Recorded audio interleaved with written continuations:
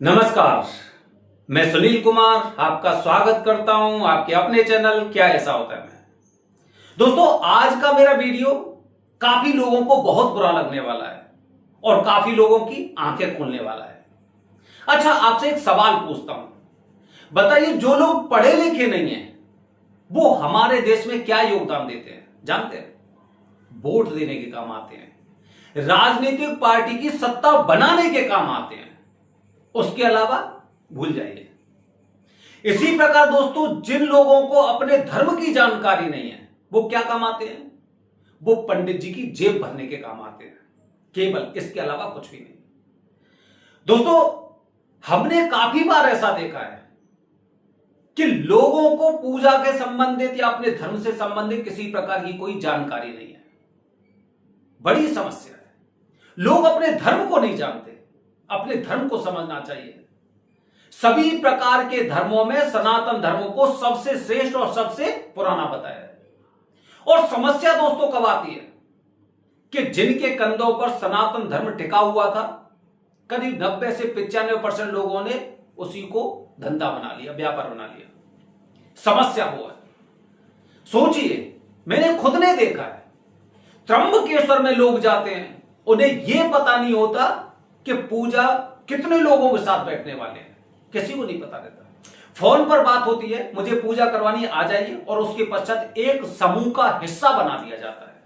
बताइए, ये पूजा है? बिल्कुल पूजा नहीं है। उज्जैन में देखा है मैंने, पूजा कहां पर होगी? कहीं पे करवा लो, कब होगी? कभी भी करवा लो, आज आ जाइए। यहां पर मुहूर्त नहीं देके जाते। मेरी बात पर विश्वास नहीं होगा आपको।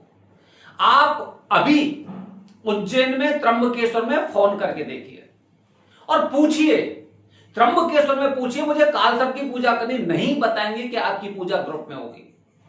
उज्जैन में पूछिए, पूजा में कल कर सकता हूं क्या? हां, आ जाइए। कोई मुहूर्त है? यहां पे मुहूर्त नहीं देके जाते। आपको स्थान तक नहीं बताया जाएगा कि कौन सी पूजा कौन से स्थान पर करनी चाहिए। अच्छा, इसमें गलती भी हमारी है। वो गलती क्या है कि हम ना ऐसे लोगों के ही हाथ आते हैं। हम ठीक से सही स्थान पर पैसा खर्च करना ही नहीं जानते। अगर किसी एस्ट्रोलॉजर को अगर आप कुंडली दिखाएंगे, 50 रुपए बड़ी मुश्किल से आपकी जेब से निकलते होंगे। मेरे पास तो फोन आते हैं, दिल्ली वाले महाराज हैं, उन्होंने ये बताया है, गुजरात है, सूरत है, यहां के महाराज ने मुझे ये बताया। हम तो जान के दंग रह जाते हैं, ये क्या है? जब देव सो जाते हैं उस दौरान अगर पंडित जी आपके अगर शादी का मुहूर्त निकाल लें तो बताइए, सोचिए कितनी शर्मिंदगी की बात है। और आप उन पे आंख बंद करके विश्वास करके बैठे हुए हैं। क्या कभी आपने अपने पंडित जी का क्रॉस चेक किया? जिनसे हम कुंडली दिखा रहे हैं, दिल्ली वाले महाराज, क्या पढ़े लिखे हैं? क्या इन्हें शास्त्रों का ज्ञान है? शिक्षा कहां से ली है? सारी विद्या पास में बैठ बैठ कर प्राप्त नहीं होती है, कुछ पढ़ना पड़ता है, उसके अंदर जाना होता है।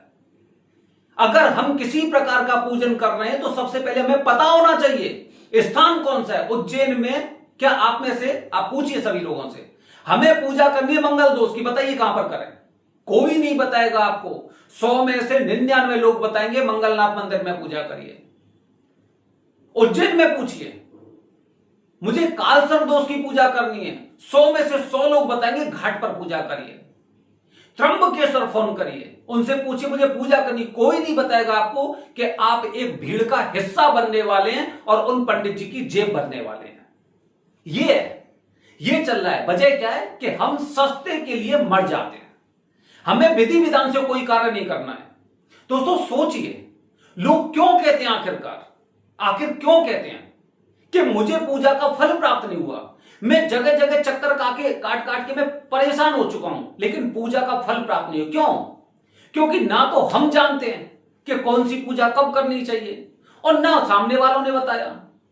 आपने जैसे अपनी सुविधा अनुसार चीजें सेट की, चले गए, पूजन करवा लिया। जैसे भगवान शिव जी का महामृत्युंजय जाप, दोस्तों किसी को नहीं पता। जैसे कि अगर 1.25 लाख महामृत्युंजय की बात करते हैं तो 1.25 लाख महामृत्युंजय का जाप कब करना चाहिए? भगवान शिव जी का वास कहां पर है, नहीं पता है, हम भी नहीं जानते। आप सोचिए ना, एक समय था, धर्म के अनुसार चलते थे।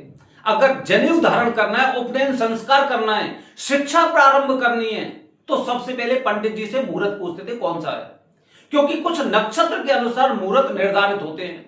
चलचर नक्षत्र होते हैं, मृदुमेध होते हैं, शिप्र लघु नक्षत्र होते हैं, तीक्ष्ण दारुण नक्षत्र होते हैं, अलग अलग कैटेगरी होती है। यहां तक कि घर का काम या नींव भरवाई का काम होता था, नींव भराई का, तो सबसे पहले नक्षत्र देखा जाता था। आज कुछ नहीं देखते हैं, कहां देखेंगे? हमें तो कुछ जानकारी नहीं है।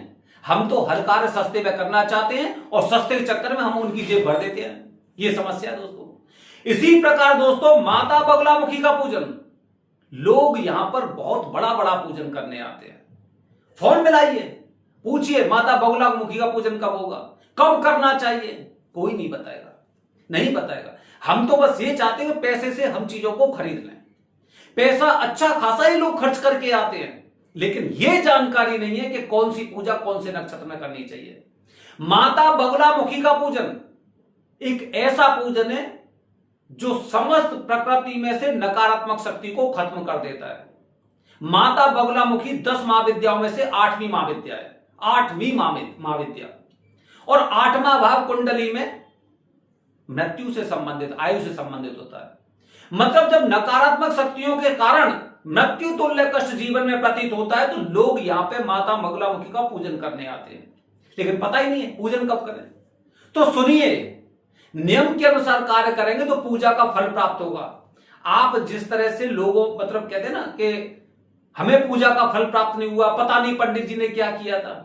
पंडित जी को पता नहीं, आपको पता होना चाहिए कि आप क्या करने आए हैं, आप क्या करने वाले, ये आपको पता होना चाहिए। माता बगलामुखी के लिए 4 नक्षत्र याद कर लो। पूरे महीने में 4 नक्षत्र आते हैं, 27 नक्षत्र होते हैं टोटल 30 दिन में, ठीक है।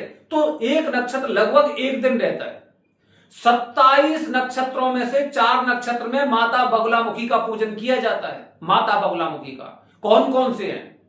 आद्रा नक्षत्र, आश्लेषा, तीसरा ज्येष्ठा और चौथा मूला। ये 4 नक्षत्र होते हैं। हम तो कभी भी पहुंच जाते हैं।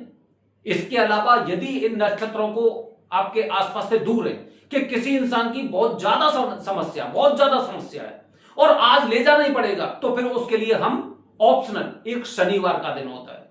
मतलब 4 नक्षत्र के अलावा यदि कुछ विशेष परिस्थिति है तो आपको शनिवार को यह पूजन करना चाहिए, लेकिन हमें तो पता ही नहीं है। हमें किसी ने बताया नहीं, ना कोई बताने वाला है। और जो बताएगा, जो विधि विधान से कार्य करेगा, उसकी दक्षिणा भी अलग होती है, क्योंकि वो जिस नियम के अनुसार पूजन करने वाले, उस नियम के अनुसार वो विधि विधान से कार्य करेंगे।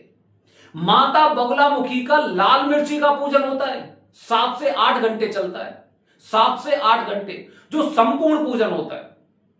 और ये पूजन करने लोग आते हैं, लेकिन जानकारी के अभाव में किसी ने कुछ पैसा मांगा, किसी ने कुछ पैसा मांगा, और सस्ते के अभाव में कभी भी पूजन करके यहां से चले जाते हैं। उसके पश्चात पछताते हैं, मेरा वहां पर पैसा बर्बाद हो गया, ऐसे ऐसे लोग कहते हैं।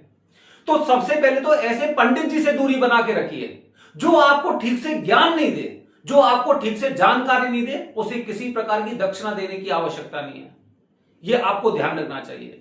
इस बार 5 मई को अंगारक चतुर्थी है, भगवान गणपति का आगमन।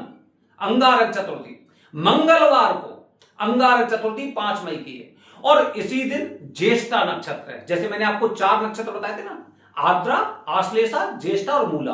तो ज्येष्ठा नक्षत्र 5 तारीख को आप देखना, पूरा एकदम भौकाल बना होगा क्षेत्र माता बगलामुखी का, नलखेड़ा पूरा भौकाल बना होगा। यहां पर पूजा करने नहीं, यहां पर लोग चीजों को पलटने आते हैं। अगर आप यहां पे पूजा करने आ रहे हैं तो पूजा करने मत आइए, चीजों को पलटने आइए। क्योंकि यहां पे जब इंसान जीवन और मृत्यु के खेल में जब हिलता है ना, तो बस इधर से उधर करने के लिए उसके पास ऐसी शक्ति होनी चाहिए जो शक्ति यहां पर है। तो यहां पर लोग विशेष प्रकार का पूजन करने आते हैं, लेकिन पहले आपको पता तो हो। हमें तो कुछ पता ही नहीं है, हम तो कुछ जानते ही नहीं है कि हमें पूजन कब करना चाहिए, कहां करना चाहिए, कौन सा नक्षत्र क्या है, इतना समय नहीं है। ये चीजें आपको पता होना चाहिए दोस्तों। तो ध्यान रखिए, हमेशा जीवन में कभी भी किसी प्रकार का पूजन करिए। अगर आपके पास जानकारी नहीं है तो आप मूर्ख बन रहे हैं, आपको मूर्ख बनाया जा रहा है, और वो इसी तरह से अपने पैसे बढ़ते जाएंगे, जेब बढ़ते जाएंगे। पहले देखिए बात करके कि अगर वो बात कर रहे हैं आपसे तो किस हिसाब से बात कर रहे हैं, क्या पूरी जानकारी आपको दे पा रहे हैं, क्या वो लग रहा है आपको कि वो जानकारी बिल्कुल उपयुक्त है। तभी तो करवाइए। और खासकर जो इंसान ये कह दे कि कभी भी आ जाइए, कभी भी पूजन कर लो, तो अपने साथ साथ आसपास के लोगों को और बताना कि इस वाले चैनल से इन लोगों से दूर रहना है, ठीक है। तब तो उसमें भला है। धर्म के अनुसार चलिए और धर्म का पालन करिए, और जो धर्म के विमुख चल रहे हैं उन्हें दूर किनारे से करते जाइए, ये आपका भी कर्तव्य है।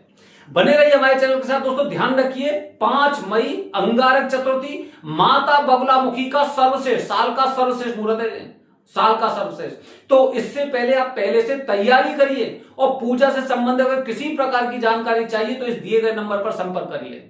आने वाले वीडियो में उज्जैन आने से पहले किन किन बातों का ख्याल आपको रखना चाहिए। हर हर महादेव, हरिओम।